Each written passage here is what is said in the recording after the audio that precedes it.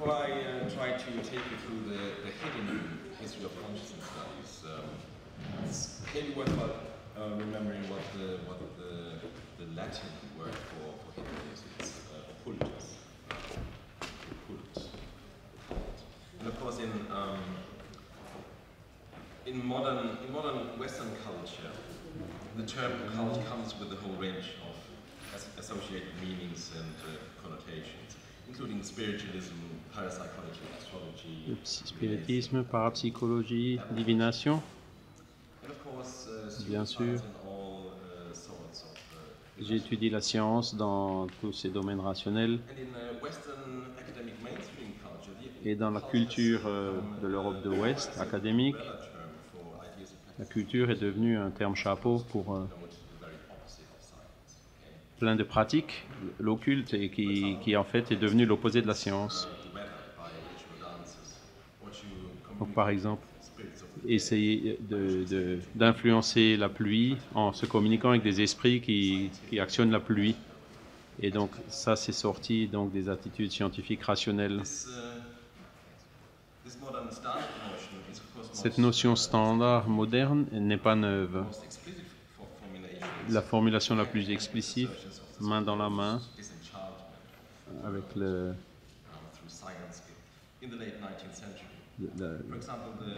progrès de la science au XIXe siècle. Par exemple, le physiologiste Émile Dubois-Raymond, qui a beaucoup travaillé sur la science de la vie en Allemagne.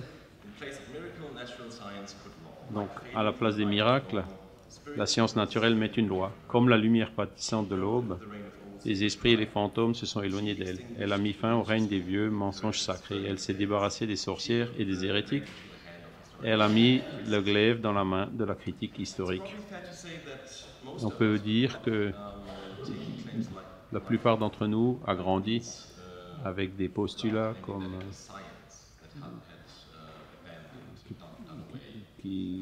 avec l'idée que c'est la science qui a abandonné l'occulte. Mais d'autres personnes qui ont étudié la matière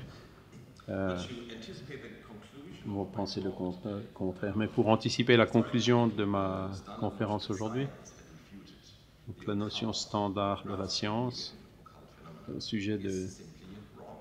C'est faux. La science n'a pas abandonné l'étude de l'occulte. Elle n'est plus en ligne avec l'habitude de construire le passé, de regarder le passé à partir des lentilles de la science actuelle. Ce que je vais vous montrer aujourd'hui, les faits que je vais vous montrer aujourd'hui sont en phase avec la littérature scientifique moderne, qui est malheureusement encore souvent cachée dans les cercles de recherche. Et donc c'est d'où ma recherche dans l'histoire cachée de la psychologie. Quand on parle de science au singulier,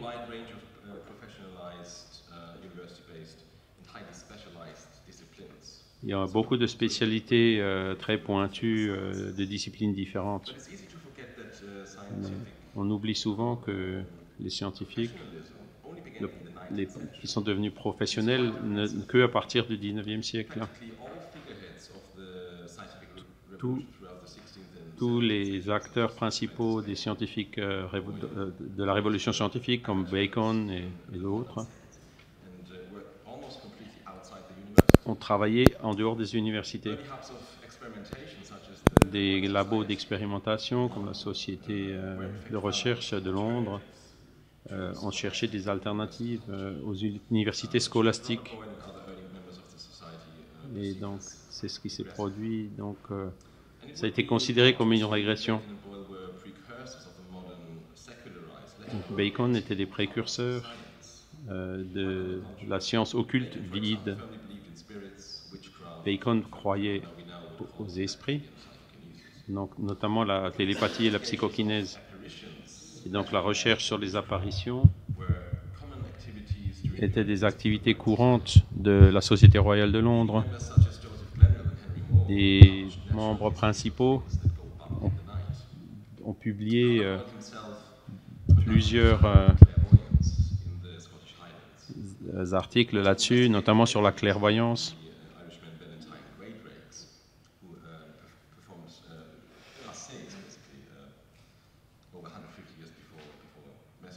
Et donc, il y a aussi eu des études sur le magnétisme 150 années avant Mesmer. Et donc, il y a aussi eu des études de poltergeist, le diable de Mascon, comme vous pouvez le voir sur cette image. Et donc, aujourd'hui, il y a un scepticisme moderne sur la magie, mais il y a quand même des scientifiques qui ont utilisé les méthodes scientifiques valables. Au moins, les principales circonstances du récit puissent être délivrées de façon impartiale et suffisamment vérifiées, car nous vivons à une époque, en un lieu, où toutes les histoires de sorcellerie ou autres faits magiques sont, pour beaucoup, et même pour les sages, suspectes. Pour beaucoup, ce seraient des blagues ridicules ou réfutables. Donc on voit ici une illustration du scepticisme moderne sur ces questions. Donc, critique des croyances dans les phénomènes occultes.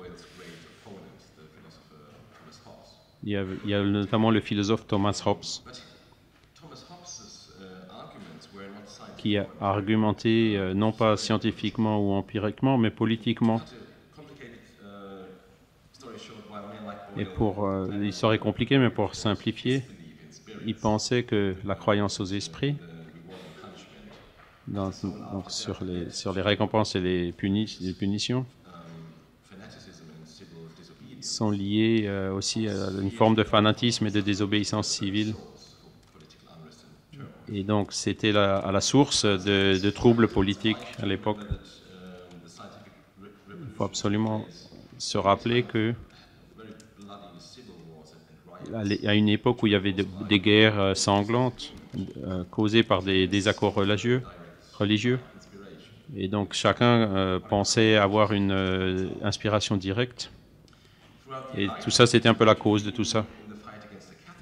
Et il y avait aussi une bagarre contre l'Église catholique et l'absolutisme religieux, où on disait que tout ça c'était des superstitions. Et ça a culminé dans des événements majeurs comme la Révolution française,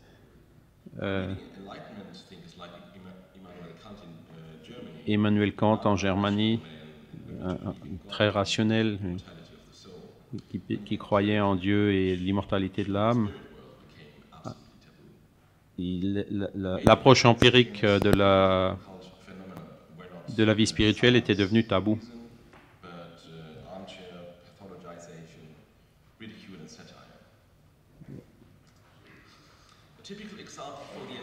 Un exemple typique sur cette croyance à l'occulte, c'est la comédie de Drummer, fondateur politique d'un magazine.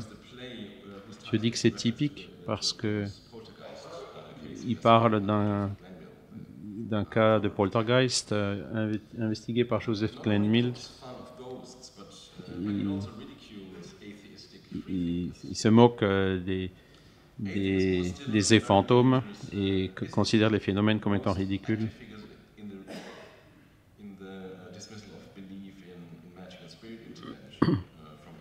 Donc, la croyance.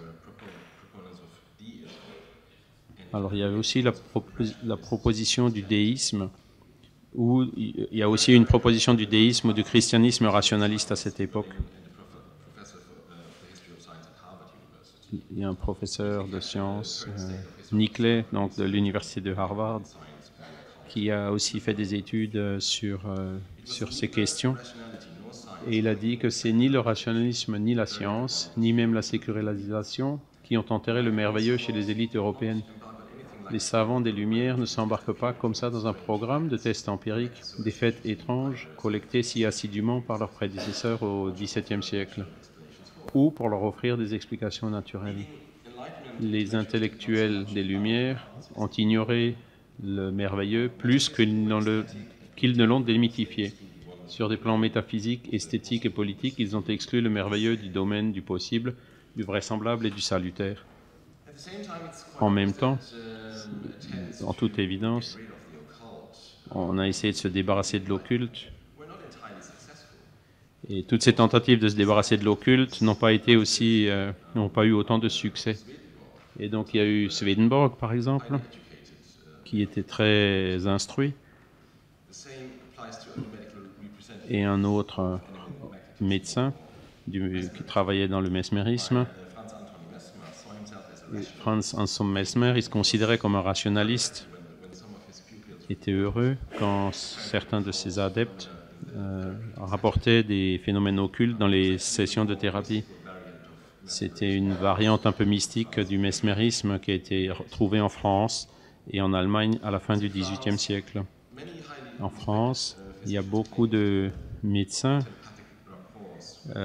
fameux qui rapportaient des phénomènes de télépathie, de clairvoyance et de communication d'esprit. Et donc, des médecins qui pratiquaient aussi le mesmérisme.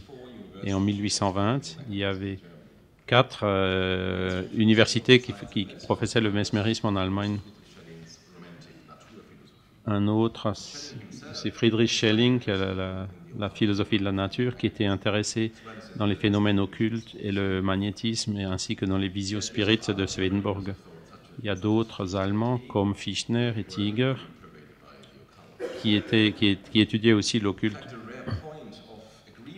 Il y avait des points d'accord entre Hegel et ses opposants, comme Schopenhauer.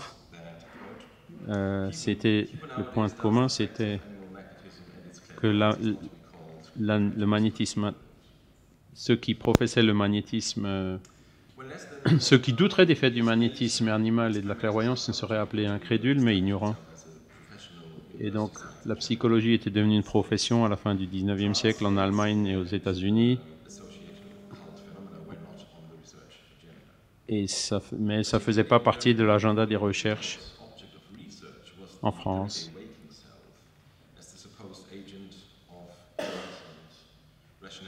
Donc, l'agent du libre arbitre, de la moralité,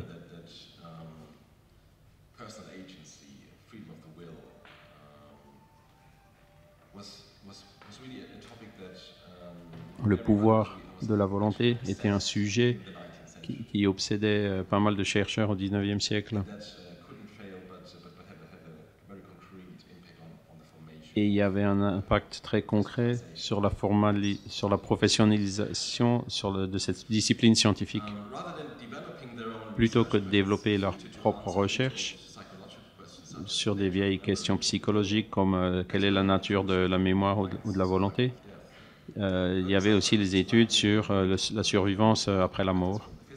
Ils ont adopté aussi des méthodes des scientifiques, des physiciens, en utilisant les corrélations. Ce qu'ils ont fait, c'est prendre les méthodes de la science naturelle et l'appliquer aux recherches psychologiques en utilisant ces méthodes. L'obsession de mesurer précisément est capturée dans cette image que vous pouvez voir dans les laboratoires de psychologie à Freiburg en Allemagne. Un important aspect de ces premières expériences en psychologie qui n'est pas montré sur cette image, c'est la difficulté extrême pour les psychologistes, comme celui qui est assis au milieu de la photo, d'obtenir l'appui des universités. L'image est prise en fait dans un lieu privé parce que l'université de Fribourg a refusé de leur accorder un local au sein de l'université. Un critique de plus connu, contemporain, donc plus récent de toutes ces recherches, c'était le philosophe Karl Duprel. Bien qu'il soit pratiquement inconnu aujourd'hui, il était indiscutablement le plus populaire germanophone qui traitait les questions donc, de l'inconscient après Sigmund Freud. Il a été lu par des psychologistes comme Carlos Jung et même Freud lui-même qui le mentionnent dans leurs livres en disant que c'était un mystique brillant. Le modèle de Duprel était bien différent de Seul. Les deux faisaient des recherches sur les rêves, mais tous les deux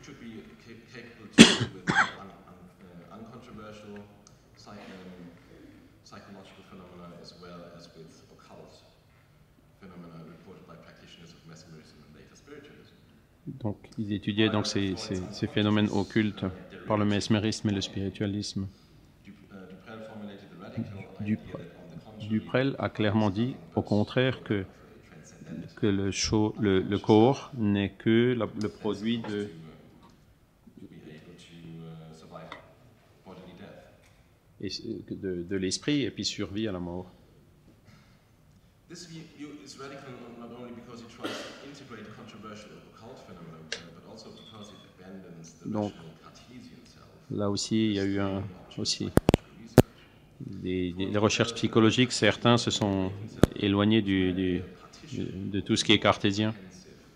Transcendental subject or psychological unity below the threshold of conscious awareness.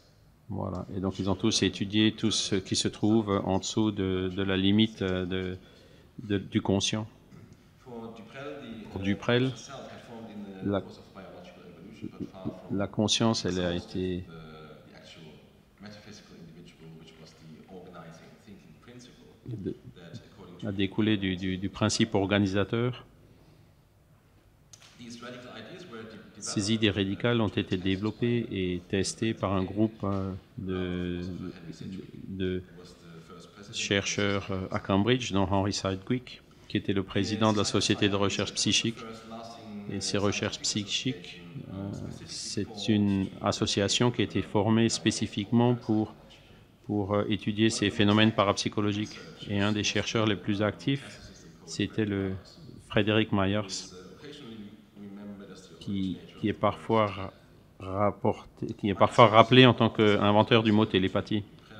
Donc il avait une position très similaire à Duprel. psychologists at the first 4 international congress Et pendant les 4 premiers congrès de psychologie expérimentale en Angleterre, Spencer Francis avec Robert Spencer et d'autres connus qui étaient à ces conférences, the only guy who really dominated mais le seul qui a vraiment in terms of dominé ces congrès, pas seulement en matériel fourni, mais aussi les contributions, les textes qui ont été faits, c'était Myers et Sidgwick. Comme Duprel, il dit que la psychologie a besoin de développer des instruments de recherche objectifs. Et métaphoriquement, ils appelaient ça des psychoscopes. quote Myers, somnambulism does Donc le somnambulisme, dédoublement, l'épilepsie, la folie elle-même sont tous des psychoscopes naturels qui, bien qu'utilisés, pourraient donner un aperçu, au-delà de leur spécificité, du mécanisme de notre être le plus profond. by that Myers, like Et ainsi, Myers comme Duprel parlait de la question donc spécifiquement de la survivance de l'esprit à la mort. experimental psychology in France was En France, il y a eu des recherches qui étaient pas trop loin de ces approches de Duprel et puis de anglaises. professional psychologists, Et donc il y a plusieurs representatives of the fledgling psychological profession représentants en France qui ont collaboré avec Myers et ses collègues, comme Edmund Gurney. Il y a Pierre Janet, par exemple, qui a publié des expérimentations de suggestion, d'induction hypnotique par la suggestion, et donc d'induction télépathique de suggestion, avec la patiente qui était Léonie Boulanger. D'autres psychologistes français ont confirmé ces observations étranges. Un, c'était Henri Étienne Dionnier, qui était aussi un des premiers spiritualistes modernes, directeur d'un laboratoire de physique, psychologique et physiologie. Et il parle quelque chose de similaire au psychoscope de Duprel quand il a écrit « L'hypnose, une véritable méthode de la psychologie expérimentale, ce qui sera pour le philosophe ce que la vivisection est au physiologiste. » Bonis. L'idée, c'était d'utiliser l'hypnotisme pour manipuler, pour faire de l'expérimentation des différentes couches de l'être. Et donc, leur lien aussi avec les états pathologiques. Le recherche parapsychologique le plus actifs, c'était le futur prix Nobel Charles Richet, comme Duppel et Myers. Il n'avait pas l'intention de faire la carrière dans la psychologie, parce qu'à l'époque, il était déjà professeur de physiologie. Si on revient en Allemagne, les idées radicales de Duprel ont donné donc une idée de... Il y a le psychologiste donc Albert von Schrenck-Notzing et le philosophe Max Dessoir, qui étaient secrétaires tous de sociétés de recherche psychique. Il y avait aussi Wundt et Münsterberg qui ont attaqué ces sociétés par leur orientation non orthodoxe. Les deux sociétés se sont donc distancées de Duprel et ont fusionné donc en 1889 et sont revenus à des sociétés psychologiques plus orthodoxes. C'était le moment où Schrenck-Notzing a obtenu un degré universitaire et a obtenu un travail universitaire. Et donc ils ont oublié assez rapidement ce qu'ils avaient publié antérieurement sur la télépathie. Et dans cette phase, quand le jeune Max Dessoir a créé le mot parapsychologie, qui n'a été utilisé de façon plus courante qu'à partir de 1920. Vous serez d'accord que ces développements sont importants pour une bonne compréhension de l'histoire de la psychologie moderne, mais vous trouverez peu d'informations là-dessus dans les livres de psychologie classiques en particulier. Donc la participation importante par la personne qui était un véritable fondateur de la psychologie moderne aux États-Unis, qui est William James. Il était très actif, chercheur très actif pendant plus de 3 décennies, et en 1894, il était président de la Société britannique de recherche psychique, et on peut le voir ici, donc étudiant un médium, et donc ses études faisaient partie de la recherche psychique, et donc il utilisait la méthode scientifique de Frederick Myers. Et il y a plein de références à Myers dans les écrits de James. Et il y a aussi eu beaucoup de lettres privées qui ont été échangées entre lui. Et quand Myers est mort, il était à son lit de mort. James était à son lit de mort, et donc ils ont eu des échanges à ce moment-là. Donc c'est c'est la méthode subliminale. Quelle est précisément la constitution du subliminal? C'est le problème de Myers. Et bon gré mal gré, l'enquête doit suivre son chemin qu'il a ouvert. Le chemin qu'il a ouvert. James argumente que Myers ne l'a pas seulement proposé définitivement, il a aussi inventé la méthode définie pour la solution. Et donc la méthode psychoscopique, et donc la suggestion post-hypnotique, la lecture sans cristal, etc., sont devenus des instruments de recherche, tout comme le papier de tournesol ou le galvanomètre, donc pour pouvoir révéler ce qui autrement serait caché. Donc ça, il l'a écrit dans une de ses lettres en mars 1901. James admettait: je crois sérieusement que le problème du subliminal, tel que Myers l'a proposé, promet d'être l'un des plus grands problèmes, possiblement même le plus grand problème de la psychologie. Une autre personne qui a utilisé la méthode psychoscopique, c'est le chercheur suisse Théodore Flournoy. Il a collaboré avec Myers et James. Il a publié des études avec le titre étrange des Indes à la planète Mars, mais il a étudié la transe d'un médium à Genève. Flournoy a focalisé fortement sur la psychodynamique et la capacité créative de ce médium dans un état altéré qui a largement dépassé ce qu'il était capable de faire à l'état d'éveil. Et donc, il a rapporté, par exemple, donc, plusieurs phénomènes parapsychologiques qu'il a observés avec ce médium. Les historiens de l'analyse des sciences, Flournoy n'était autre qu'un précurseur de Freud, et il était très explicite en disant que son inspiration c'était Myers, plutôt que Freud. L'interprétation de Freud des rêves. Et donc ce livre était devenu un best-seller en à peine 2 ans. Pourquoi un tel silence dans les livres historiques sur toutes ces questions? Il n'y a pas une réponse unique. Et ça pourrait être que, comme toute autre activité humaine, la science n'existe pas toujours dans un vide culturel et politique. James et Flournoy avaient des opposants féroces, particulièrement aux États-Unis et en Allemagne.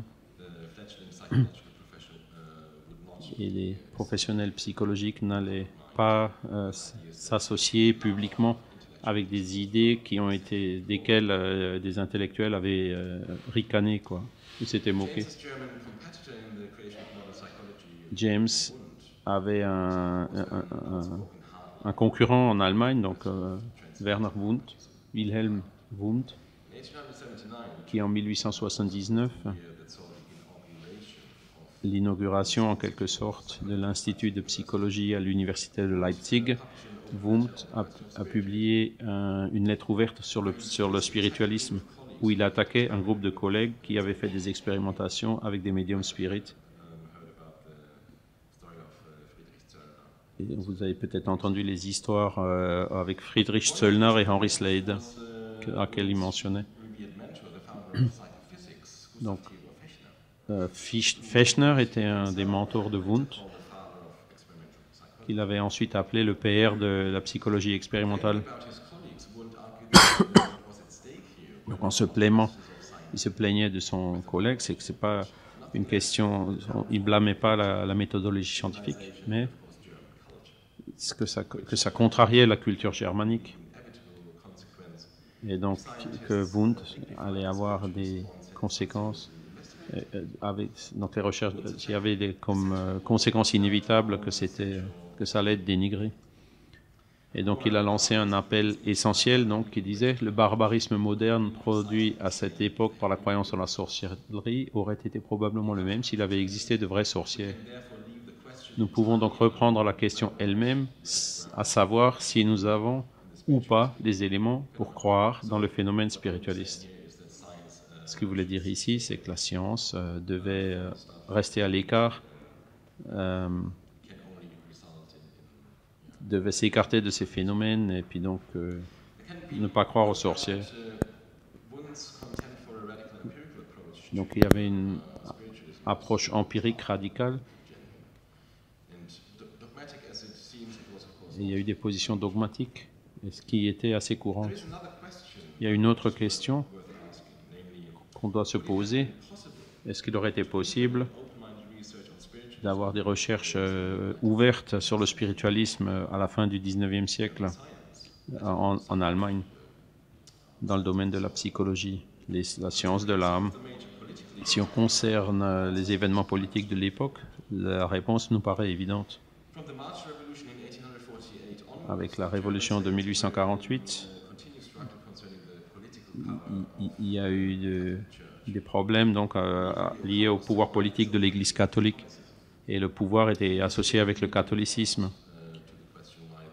Et ce qu'on a mentionné avant sur les séances de magnétisme animal avait pratiquement disparu aussi rapidement qu'elles étaient apparues à cette époque.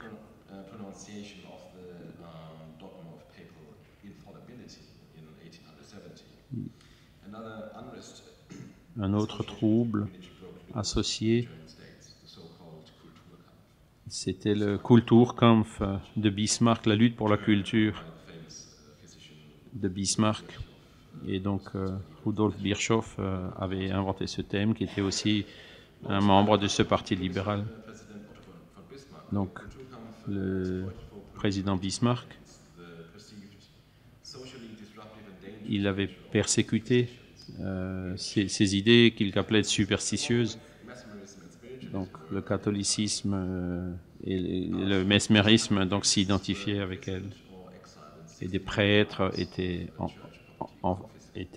faits prisonniers à cette époque, dans les années 1870, et ça s'est calmé que après 1870, donc après la révolution qu'il y a eu en France à cette époque-là. Et donc il y a eu aussi les récits des apparitions de la Vierge Marie en 1896. Et donc c'était 3 ans avant que Wundt a ouvert son laboratoire à Leipzig. Et donc quand ces filles ont rapporté l'apparition de la Vierge Marie,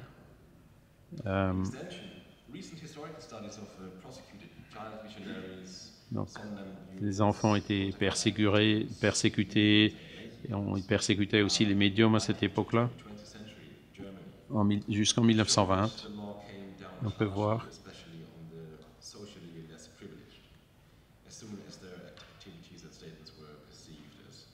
Dès que leurs opinions étaient perçues comme un possible trouble, causant de possibles troubles à l'ordre public.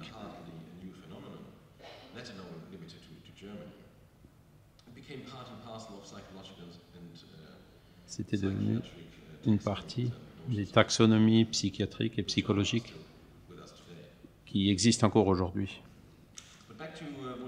Et pour revenir à Wundt et James, Wundt se préoccupait donc par ces sociétés politiques qui portaient tort à ces sociétés de recherche. En 1892, il a publié un essai sur l'hypnotisme, qui était aussi un sujet polémique par rapport à l'étude empirique de ces phénomènes.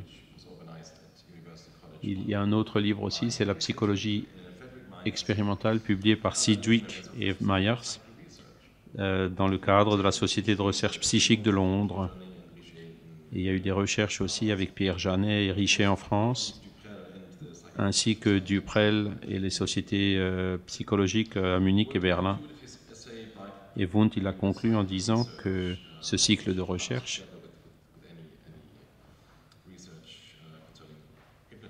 qu'il a associé aux recherches sur l'hypnotisme était une branche de la science.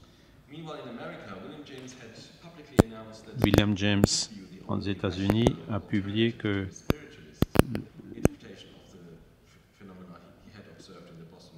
la seule hypothèse était l'hypothèse spiritualiste, donc qu'il avait émise après avoir étudié le médium Eleanor Piper. Aussi James McIntyre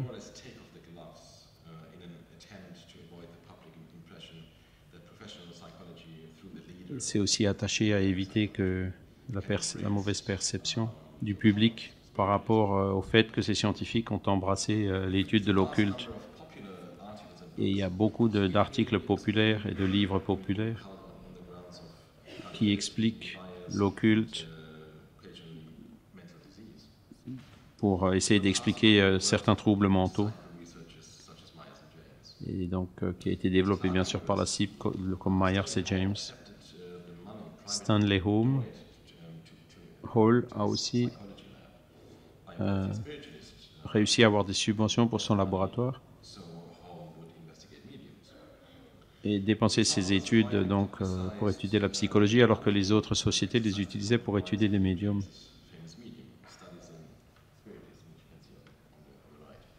Et donc sur la droite, là, vous voyez le livre de Stanley Hall. Il y a eu l'étude assez sophistiquée de Miss Piper a été publiée d'abord dans les Proceedings de la Société de recherche psychique de Londres. Et sur cette base, la SPR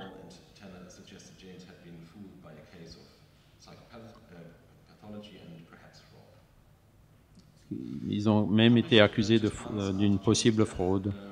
Un mois après la mort de James, il y a eu des études, du criticisme.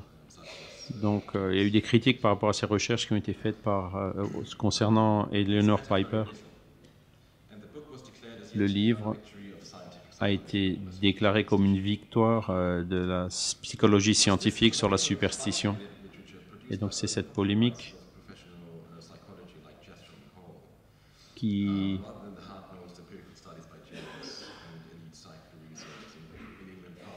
a été développée donc, dans un certain nombre de livres et qui ont étudié ce lien entre l'histoire de la psychologie est écrite d'abord par des professeurs de psychologie qui ont sacrifié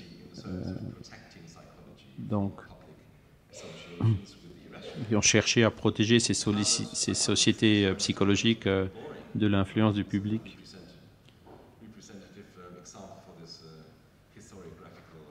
Et vous voyez ici le livre de Boring, donc, qui a parlé de ça, qui a fait cette étude historique de cette évolution. Il y a aussi un autre chercheur de l'université de Duke, et Boring a dit il est très clair que l'intérêt pour la parapsychologie a été maintenu par la foi. Les gens veulent croire en quelque chose d'occulte.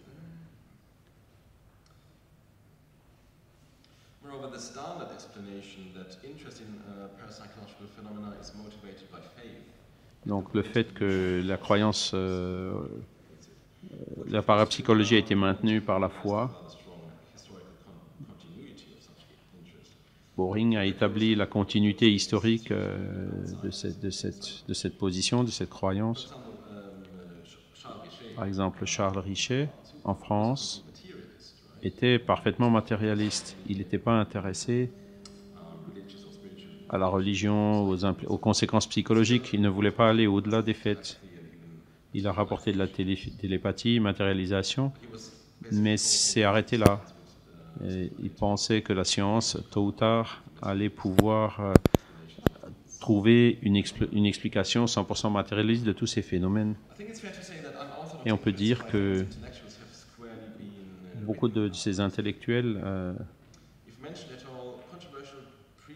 ont été écartés des études historiques à cause de l'excentrisme qui perçu à l'époque. Et donc, ils ont été remis en question. Et donc, il y a eu comme un espèce d'effacement de toute cette phase de l'histoire.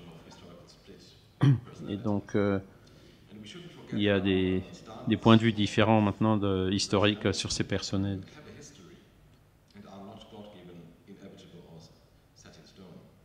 Et donc, aujourd'hui, on revient un petit peu là-dessus. Et on essaye de revenir des conditionnements culturels que nous avons, et donc on essaye de faire une tentative systématique pour voir ces choses-là de nouveau sous un œil différent. Et pour moi, donc, c'est très important. Donc, je suis fasciné par cette étude de tous ces aspects historiques sur cette question. Et c'est assez frustrant de voir que l'opinion publique n'est pas informée d'une façon objective et neutre sur tous ces éléments historiques. Et donc, il y a des espèces de gardiens populaires de la rationalité qui sont des sceptiques professionnels, alors qu'ils ne cherchent pas à s'informer suffisamment sur la réalité des choses. Il y a des activistes comme James Randi qui sont juste un peu moins dogmatiques que des religieux fondamentalistes.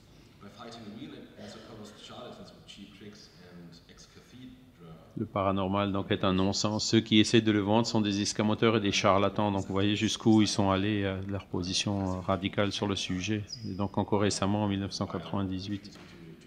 Et donc ils ont refusé de faire ce que la science devrait faire, donc en restant neutre et objective. Pour conclure,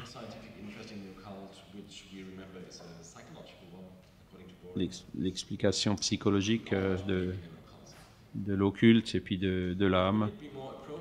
Est-ce qu'il ne serait pas plus approprié de croire qu'il y a plus qu'une forme de penser et de réfléchir là-dessus? Et donc l'occulte peut effectivement être quelque chose d'assez effrayant. Et donc Hilary Putman a admis le naturalisme, je crois, est souvent dirigé par la peur d'accepter que le concept du pluralisme laissera entrer le supernaturel et l'occulte. Et donc dans le 19e siècle, Léon Foucault a fait face à un phénomène de spiritualisme. Il a décliné des occasions de rechercher sur ces phénomènes. Et il a dit, si je voyais une paille bouger sous l'action de ma volonté, je serais terrifié. Si l'influence de l'esprit sur la matière ne cesse pas à la surface de la peau, il n'y a plus d'endroit sûr pour personne au monde. On dirait que c'est paranoïaque, mais c'est juste la conséquence. Je pense que c'est juste la conséquence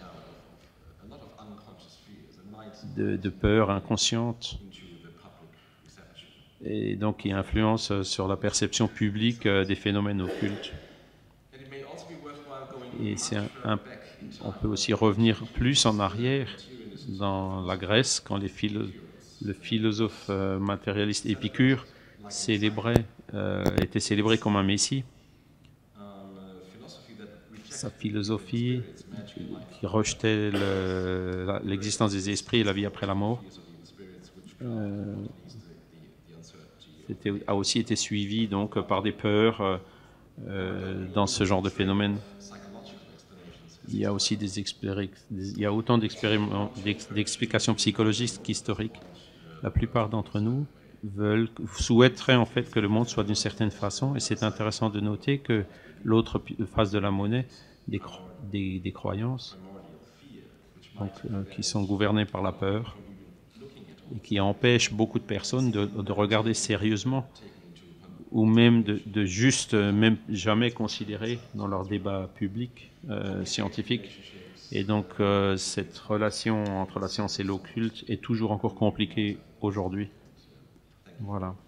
Et je vais m'arrêter ici en vous remerciant pour votre attention.